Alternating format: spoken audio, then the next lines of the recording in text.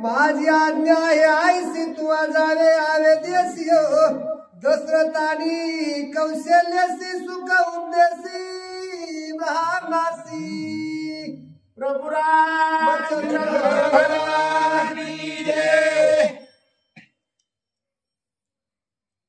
महायोग पिटे तटे भीमृत्यं वरपुंडरीकाय गंधुमिंद्रि समागत्य तिष्ठं ब्रह्मं प्रब्रह्मलिंगं भजे पावनं दयाचे किल्या समलं होय सकल दयाचे गुरु हे जीवन श्री गुरुचरण श्री गुरुचे ते नमस्कार हो न्याता प्रभू तुम्ही महिषाच्या मूर्ती मी दुबळाची तसे भक्ती बोल जरी गंगावती तरी शिखराची प्रभु रामचंद्र भगवान की जय।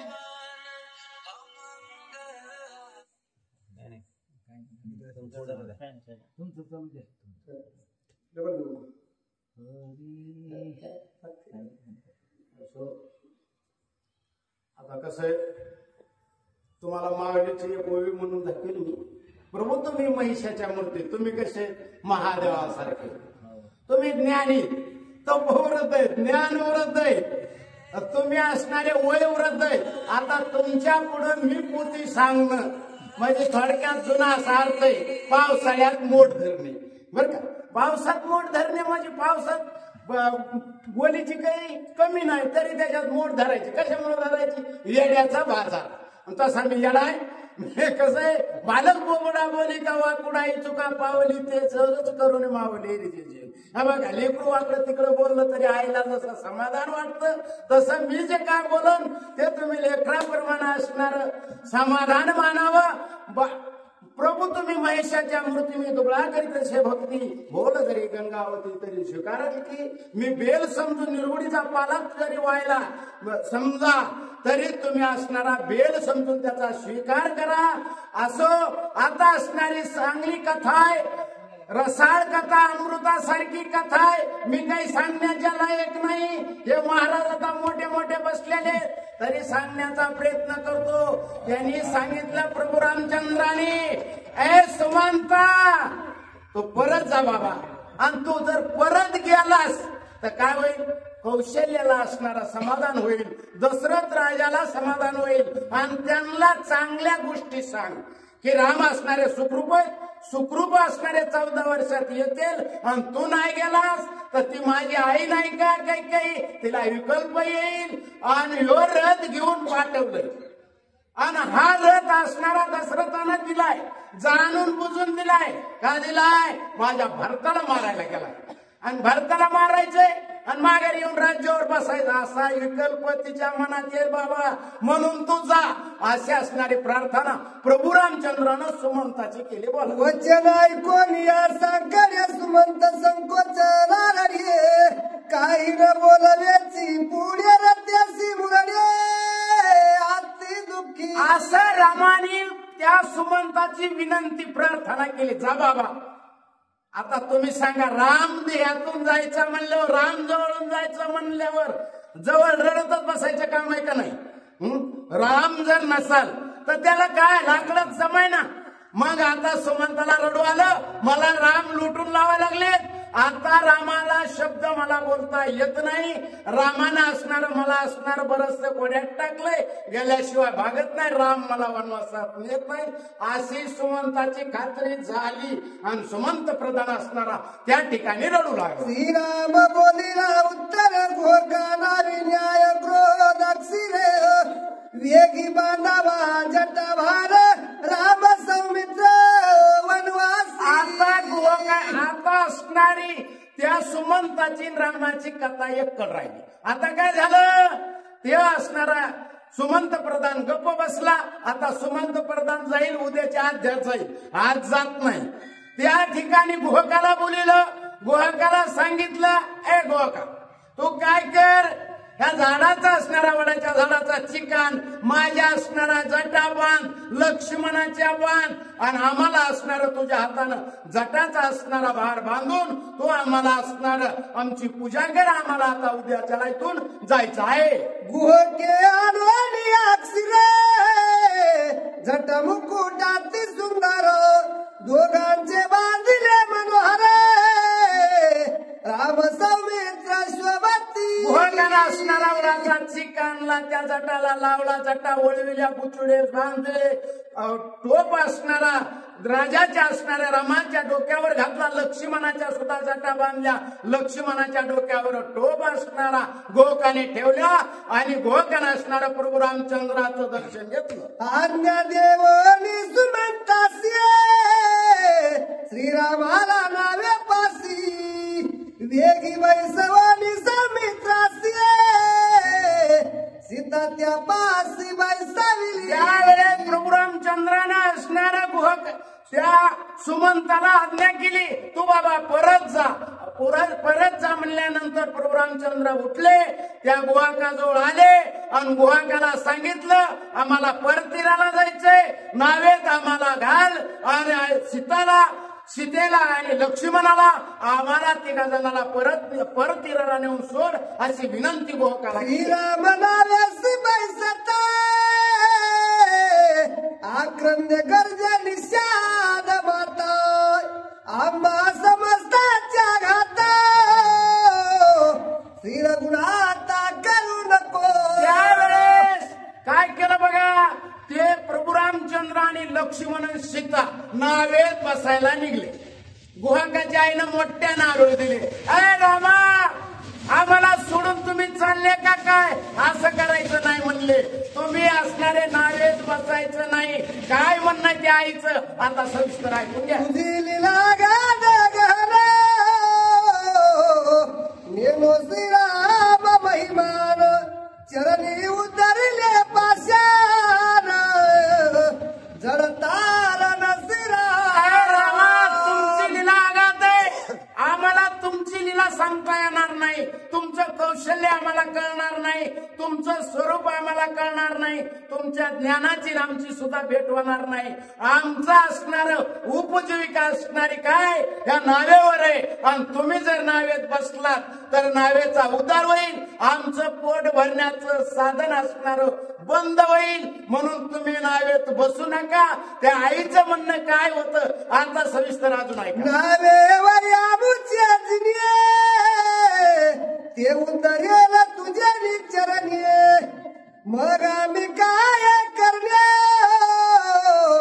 येणे जाणे खुंटले.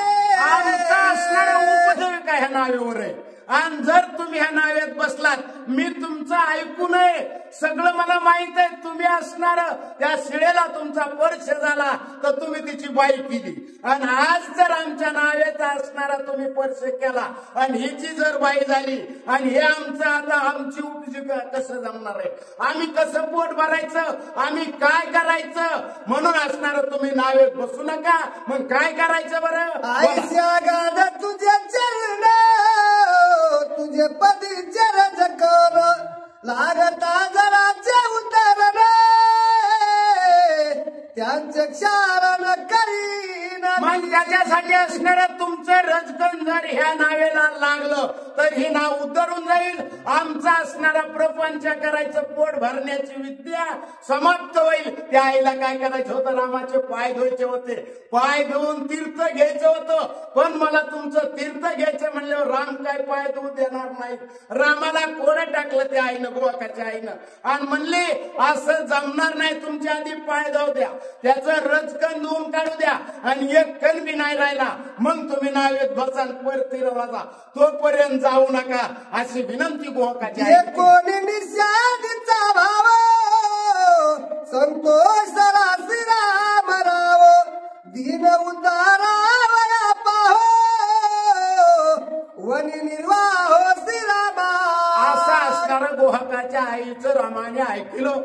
त्यावेळेस असणार त्यांनी जाणलं, तिला असणारं पायाचं तीर्थ घ्यायचंय, माझ्या पायाचं क्षालन करायचंय, पाय धुवायचे, म्हणून असणार जड जीवाचा उद्धार करण्यासाठी प्रभू रामचंद्र वनामध्ये आले होते. आणि त्याने असणार त्या आईला सांगितलं, तू खुशाल असणारे माझ्या पायाचं असणार सगळं रचकून धुवून काढ अशी मोकळीक त्या ठिकाणी गोहाकाच्या आईला असणारे प्रभू रामचंद्राने. श्रीरामाचे वन प्रयाण एका जनार्दना शरण भवतारा श्रीराम. असं दिनाचं उद्धारण करण्यासाठी, अनाथाचा असणारा उद्धार करण्यासाठी प्रभू रामचंद्र वनात आलेले. जनार्दन असणारे एकनाथ महाराज गुरुला शरण जाऊन म्हणू लागले की असणार जड जीवाचं तारण हारण करणारा माझा प्रभू रामचंद्र आहे, याच्यासाठीच वनवासाला आले असे असणारे एकनाथ महाराज गुरुला शरण जाऊन म्हणू लागले. या परी श्री रामचंद्र उतरली गंगा पारे, श्रीराम सीता सौमित्र तिघे एकात्र निघाली. त्यावेळेस प्रभू रामचंद्र, सीता माता, लक्ष्मण नावेमध्ये बसले आणि पर तीराला असणारे जाऊन ठेपले. बरं पुढे पद्म पुष्करिणी ते तीरात्री वसवणे, कमला किंजल कसेवणी प्रभाती त्रिवेणी पावती झाली. पुढे असणार पद्मकिरणी म्हणजे एक नदी असावं, असंच का? त्रिवेणी संगम प्रयागराज, हा त्या ठिकाणी असणारे प्रभू रामचंद्र गेले. 3 रात्री त्या ठिकाणी असणारा काय केलं, मुक्काम केला आणि नुसतं पाणी पेले आणि पाणी पिऊन त्या प्रयागराजवर 3 दिवस असणारे प्रभू रामचंद्र राहिले. राम लक्ष्मण सीता तिन्ही देखून श्री त्रिवेणी, उल्हास गंगेच्या मणी श्रीरामचरणी विरटावया. त्यावेळेस प्रभू रामचंद्र असणारे प्रयागराजवर गेले. त्रिवेणी संगम आहे, गंगा, यमुना आणि सरस्वती. त्यांनी प्रभू रामचंद्राला बघितलं, एवढा त्या तीर्थाला आनंद झाला की ते म्हणले आज आमचा असणारा उद्धार, यांचा स्पर्श झाल्यानंतर आमचा उद्धार होणार आहे. म्हणून ते संगम असणारा त्रिवेणी संगम नाव पडल्याने ती गंगा, यमुना आणि सरस्वती त्या असणाऱ्या प्रभू रामचंद्राकडे पाहून हर्षित झाल्या, आनंद झाला. त्या गंगा म्हणे माझे भाग्य घन, यमुना म्हणे मी अति पावन, सरस्वती मी म्हणे धन्य श्रीरामचरणा स्पर्शनी. गंगा म्हणले मी आज पावन झाले, यमुना म्हणली माझी भाग्य थोर आहे, आणि सरस्वती म्हणली माझा आज योग आला, मी उद्धरून गेले. आज असणारा प्रभू रामचंद्राचा माझ्या पाण्याला स्पर्श झाल्याबरोबर माझा असणारा आज वर्जित काळ आला. असे असणारे ते त्रिवेणी संगम असणारं तीर्थ म्हणू लागलं. जागता श्रीरामाच्या चरणी आम्ही पावन तिघी जणी, मनोनी आनंदनी त्रिवेणी तिघी जणी सदा. असणारा तीर्थाला त्या आनंद झाला. प्रभू रामचंद्राचा स्पर्श झाल्याबरोबर आमचा उद्धार झाला. आमच्या जे हे पापी एवढा आंघोळ करीत होते, आम्ही जे दूषित झालो होतो, आम्ही जे मलिन झालो होतो, त्याच्यामुळं प्रभू रामचंद्राच्या पायाचा स्पर्श झाल्याबरोबर आमचा उद्धार झाला, आमच्यातला मल निघून गेला, आम्ही पवित्र झालो. असा आनंद त्या ठिकाणी त्या तीर्थाला झाला. प्रयाग करोनी पावन सीता समवेत लक्ष्मण, श्रीराम करी संध्या स्नान जप विधान यथोक्ते. त्यावेळेस प्रभू रामचंद्राने काय केलं, त्या प्रयागराजावर जाऊन त्या तीर्थामध्ये त्रिवेणी संगमामध्ये स्नान केलं. त्या ठिकाणी जप तप ध्यान केलं आणि त्यावेळेस त्या तीर्थाला असणार समाधान झालं आणि प्रभू रामचंद्र त्या ठिकाणी थांबले. बरं श्रीराम लक्ष्मण सीते सहित भारद्वाज आश्रमायत, ऋषीने जे कोणी श्रीरघुनाथ आला नावात सामोरा. प्रभू रामचंद्रानं स्नान केलं. त्यावेळेस तिथंच असणारा भारद्वाज ऋषीचा असणारा आश्रम आहे.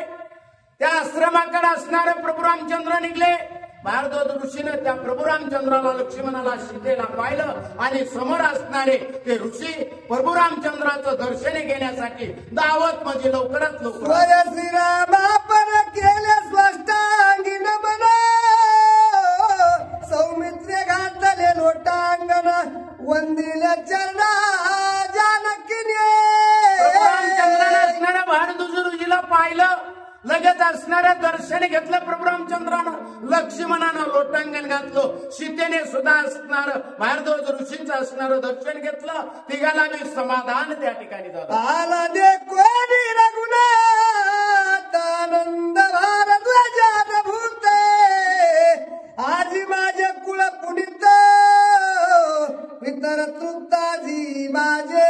भारद्वाज ऋषीला आनंद झाला, आज प्रभू रामचंद्र माझ्या आश्रमात आले, माझा उद्धार झाला, आज माझं कुळ पुनीत झालं, आज माझे तप जप ध्यान केलं, याच्यासाठी केलं होतं, प्रभू रामचंद्राची भेट होण्यासाठी केलं होतं. माझ्या आश्रमाला ते होऊन चालत आले, माझं भाग्य आज उदयाला आलं. असं भारद्वाज ऋषीला सुद्धा प्रभू रामचंद्राला, लक्ष्मणाला आणि सीतेला पाहिल्यानंतर धन्य आजी माझा श्रम पावन, आजी माझ्या याग संपूर्ण सफल धन्याची माझ्या. आज माझा वंश सफळ झाला, आज माझा असणारा 7 कुळ्याचा असणारा उद्धार होतो. माय बाबा एक जण असलं, पिढीमध्ये एक जण नाही देव केला, मागच्या 3.5 पिढ्या आणि पुढच्या 3.5 पिढ्याचा उद्धार होतो. नवऱ्याने केला तर बायकोला अर्ध येतं म्हणतात का नाही, पण तितकंच परस्पर पुण्य राहत नाही. मागल्या सुद्धा 3 पिढ्या उद्धारून जातात आणि पुढच्या सुद्धा 3.5 पिढ्या उद्धारून जातात. अशा 7 पिढ्याचा उद्धार होतो. भारद्वाज ऋषी म्हणू लागले, माझा जन्म सफळ आहे, माझं कर्म सफळ आहे, मी यज्ञ केला तो सफळ आहे, मी तपचार्य केलं याचं मला आज फळ भेटलं. असे भारद्वाज ऋषी आजी माझे धन्य नाही, आजी विश्रांती आले समाधान झाली, ध्येय ध्यान संपन्न श्रीरामचरण देखोली. प्रभू रामचंद्राचे चरण बघितले, ध्येय ध्यान आणि ध्यान. माझं जे कर्तव्य होतं, माझं जे ध्यान होतं, माझं जे मन होतं, याची सफलता झाली. आज माझ्या मनामध्ये असणारी कसली चिंता राहिली नाही. मी समाधान झालो. मला काय करायचं होतं, मी काय करायला पाहिजे होतं, या सगळ्याचा असणारा आज मला प्रायचित भेटलं, म्हणजे मला आज पुण्य भेटलं. मला असणारी माझी याच्यामध्ये उद्धार झाला, माझ्या कुळाचा उद्धार झाला, माझ्या जातीचा उद्धार झाला, माझा उद्धार झाला. असे असणारे भारद्वाज ऋषी त्या ठिकाणी म्हणत स्वभाव देखता रघुपती, ज्ञानेशी विज्ञानाची प्राप्ती, आजी जीव शिवांची विश्रांती श्रीराम मूर्ती देखो. प्रभू रामचंद्र बघितल्यानंतर अज्ञानाचा असणारा अज्ञान पण जातं, ज्ञान असणारं उत्पन्न होतं. हेच असणारं मी असणारा आज सफल झालं. माझं तपचार्य मी आतापर्यंत कडतर पुण्य केली, जे जप केलं, जे तप केलं, हे आज फळाला आलं. अशा भारद्वाज ऋषीच्या हर्ष करीत असताना अश्रू पूर्ण झाले नयन, हृदय धरता रघुनंदन समाधान ऋषीवया. ऋषीला असणारा हर्ष झाला, आनंद झाला, प्रेम अश्रू असणारे डोळ्यातून येऊ लागले. भारद्वाज ऋषी असणारे खळखळ खळखळ असणारे अश्रू आले आणि आनंद झाला. मी असणार प्रभू रामचंद्राला असणार भारद्वाज ऋषींनी कडकडून भेट घेतली आणि असणारं समाधान त्या ठिकाणी. ऋषी पावोनी समाधान केले, अर्ध्या पाण्याची पूजन फळानी संपूर्ण दिलेले भोजन फळहार. त्यावेळेस असणाऱ्या ऋषीला समाधान झालं. माझं व्याप झालं ना, फळ आणलं, फळहार आणला, भोजन दिलं. त्यावेळेस जेवढी सामुग्री तपाच्या बलावर असणारी भारद्वाज ऋषीला आणता आली, तेवढी असणारी त्या ठिकाणी प्रभू रामचंद्राला, लक्ष्मणाला आणि सीता मातेला आणून फळहार त्या ठिकाणी जेवण घातलं. ऋषी सद्भावे निर्मल श्रीरामी अर्पिता फळ रामाचे केवळ सुपारी सकल श्रीराम. त्यावेळेला असणारा ध्येय मी माझी आठवण विसरले जायचे अत्यंत करून, तोची संन्यासी जाण निरंतर, पार्था तोची संन्यासी जाण निरंतर.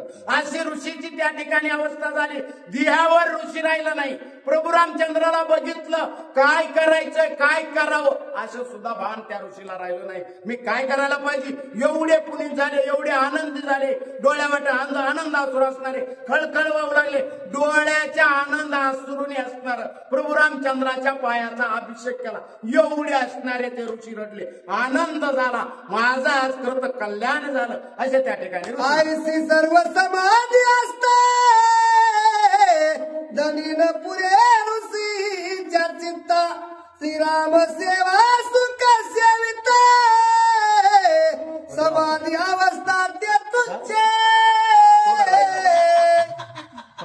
चला आपला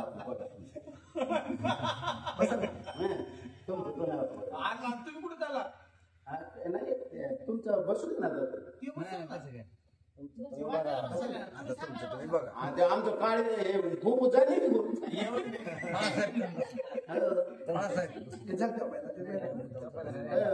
तुम्ही बघा आता. आमचं झालं आता